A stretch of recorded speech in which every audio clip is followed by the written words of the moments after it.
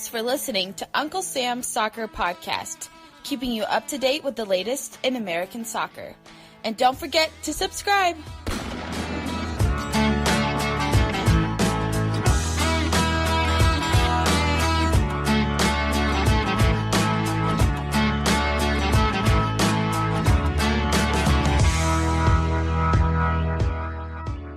Hello and welcome to Uncle Sam's Soccer Podcast. My name is Steven Jodorant, and on today's episode, it is an interview special.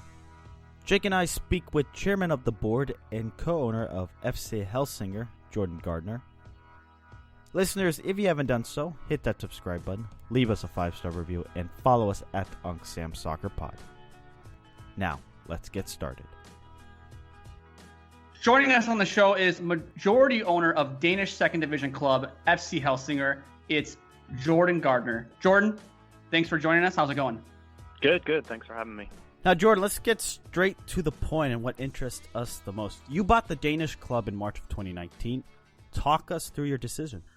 Yeah, I mean, we had been looking for quite some time for the right club in Europe to bring over some young Americans to get the landing spot in Europe. Identified Denmark as the right spot for a variety of reasons, including culturally, everyone speaks English. The level of play is the highest in Scandinavia. There's already Americans over there having success.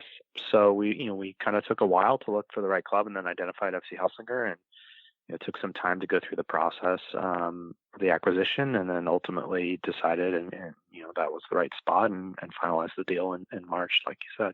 Jordan, how important was it that the country spoke English or culturally was easy to integrate into? It's very important. I mean, I think it's really difficult. At the end of the day, these players, especially young players, they're people, and for them to live and work in these countries that culturally they don't speak the language or whatnot, it's very, very challenging. So I think we wanted a spot where the players felt comfortable that they could develop, especially at a young age, and the language barrier we felt was something that was really important that we could, in Denmark, we could, was something we didn't have to worry about. Jordan, you've spoken about this vision of integrating U.S. players into the academy at FC Helsingør and then graduating them into the first team. What I'm curious to know is, did that cause any friction with fans or members of the club in Denmark that may have felt that the Danish player is being slighted? Yeah, I mean, a little bit. There's certainly some pushback a little bit, but we certainly haven't brought over very many players yet, and we don't anticipate bringing over that many players. I think the Danish player is still really important to us, both in our academy and in our first team. So I think it's certainly being delicate and smart about the messaging and how we're approaching it. But, it's not something that we can't overcome. We're not super worried about it.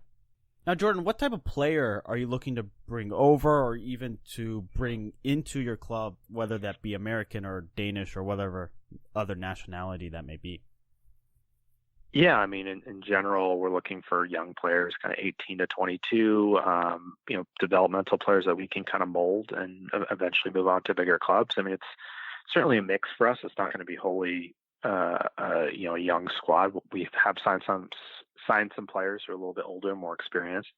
But for the most part, it's looking for young players who have that potential, a lot of whom have come through youth national team setups, maybe aren't getting the opportunities at other clubs, whether it's in North America or whatnot. So that's what we're really looking for. Does having players in Denmark like Jonathan Aman and Emmanuel Sabi help the club attract players over to that part of the world? Yeah, I mean, that's one of the reasons we picked Denmark, is because you had two guys like you just described who are having success in Denmark already. So absolutely, that's a huge factor that we can kind of point to and say, look, there's Americans here in the country already having a lot of success, and absolutely. Jordan, I'm curious to know, is it a difficult idea to sell to a young American to take the risk to leave what he's known to go overseas and to play soccer in a different culture and a different society and a different way of what the sport means to the greater culture? No, I think it depends on the kid. I mean, most kids we talk to are hungry to get to Europe. I mean, certainly there's some kids that want to stay in North America, and that's totally fine to them. But I think for us, the kids we talk to, they just want to get to Europe, and certainly they're looking for environments that are right for them for their development, and that's why they often are interested in what we're doing. But honestly, from what I've seen, it doesn't really matter in Europe where it is. They just want to get there and play at the highest level. Jordan, I want to run a quote by you from Forbes from a couple months ago. You said something like 55% of players in the MLS now are foreign. They're buying a lot of players from South America, and that's great for the league. The pathway for young American players to get first team minutes is becoming more and more limited. What problems do you see in U.S. soccer when it comes to doing business with young Americans? Yeah, I mean, look, I stand by that comment. I think there are some clubs in North America in Major League Soccer that are doing a good job playing young players and developing them, but overwhelmingly they're not. And I think it's becoming difficult for young players to get that pathway. I mean, some of the young players are playing in the USL right now, which, I think from a development perspective isn't quite there yet. So I think, the challenge for young players is they need first team minutes, and that's something we can offer them that not all clubs can, certainly in North America right now. Now, Jordan, from the Danish perspective, is there an extra emphasis to play young kids? Yeah, I mean, in Denmark, there's a culture in general of playing young players. You have lots of teams there, FC Nordsjælland, where Jonathan Amon's at, all across Danish football that are playing young players. It's kind of not, it's not surprising when you see 17, 18, 19-year-olds playing first team minutes in Denmark. So that was also very attractive to us, where we could do that as well. It wouldn't be an outlier. We wouldn't run into too many problems taking that approach. What about the focus of a Danish team focusing on Danish players here?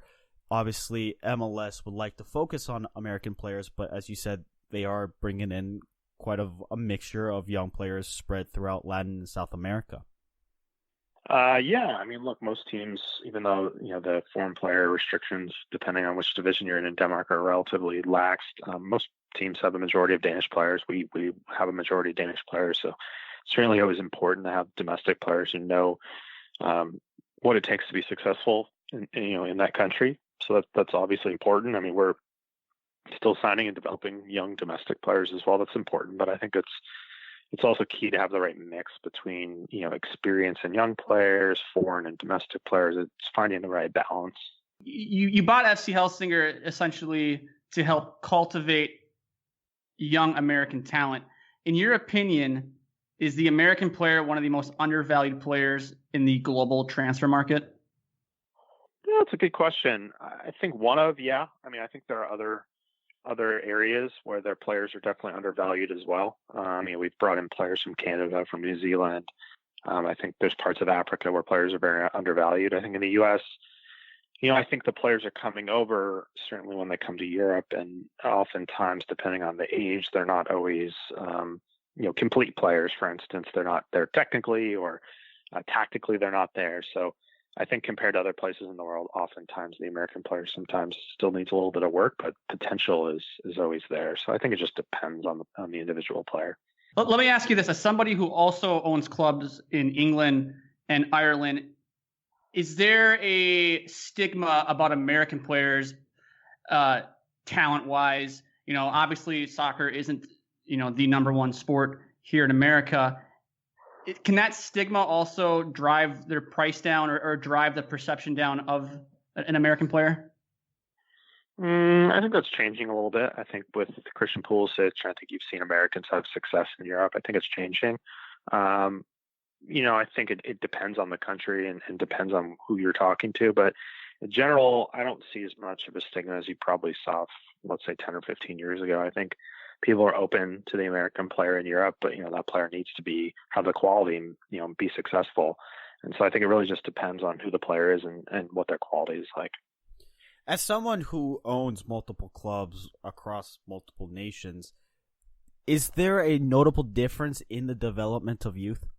Yeah, I mean, certainly each country has its own kind of different way of approaching youth development. I think in general, there's huge differences between North America and Europe, for instance, just in the kind of culture. You go to different spots in Europe, even countries that aren't kind of as immersed in football as, say, the United Kingdom or Spain or France, but you can go to places like Denmark and even Ireland, and people are watching the game, people are playing the game, kids are kids are being immersed in the culture, and obviously that's not the case here in North America. It's kind of like, kids, 24/7 are immersed in the game in Europe, and that's, different here. So I think that's a massive difference that I've seen. But in general, when you look across Europe, it's relatively similar the way they approach player development, and it's just something that's been done for many, many years. So is there a notable difference than what is being done here in America? Obviously, there's been a lot of criticism of the way the U.S. Soccer Federation or how it's been set up to do youth. Yeah, I'm not super familiar from a U.S. perspective exactly what's going on inside MLS academies, for instance. So, I think probably the quality of coaching that's probably a main difference. Certainly the level of competition, the amount of travel. But I wouldn't know intimately the differences just because I'm not involved with clubs here in Major League Soccer at that level. When it comes to the pressure from fans in Europe, do you feel extra motivated to succeed because of the possibility of promotion relegation? Yeah, that certainly is a motivation from a lot of perspectives, including a financial perspective. Getting relegated is very challenging. Getting promoted is very enticing. So it just puts more significantly extra pressure on you, on the ownership side, on the management side. Certainly from a player perspective, it puts a lot more pressure on each and every game. We were part of games in the spring where you're looking at lower divisions, 4th, 5th, 6th place teams playing 12th place teams, and the amount of pressure that's involved because some teams are looking to go up and some teams are looking to go down. I think that's a kind of a pressure that doesn't exist in places like the U.S. without promotion relegation, but that's just the way it's been done, and it's very unique. And until you're kind of in the midst of a relegation or chasing a promotion, it's really hard to replicate what that's like. Do you ever think that promotion and relegation will come to America, will come to MLS or to USL in some way, shape, or form? No. I think maybe the USL will decide to do it between, Division 2 and Division 3. But I think the MLS owners have invested too much money to open up the risk factor in terms of getting relegated and what that means from a financial perspective. That's just my opinion. Jordan, we appreciate it. I just wanted to give you the floor if you wanted to add anything else. No, that's it. Thanks for having me. It's it's always exciting to talk about this stuff, and it's a long-term project for us. We've signed 3 Americans so far. It's going to probably take us 3, 4, 5 years to really kind of bring over the type of player we're looking to bring over, and appreciate you guys taking interest in the project and having me on. Appreciate it. Thanks, Jordan.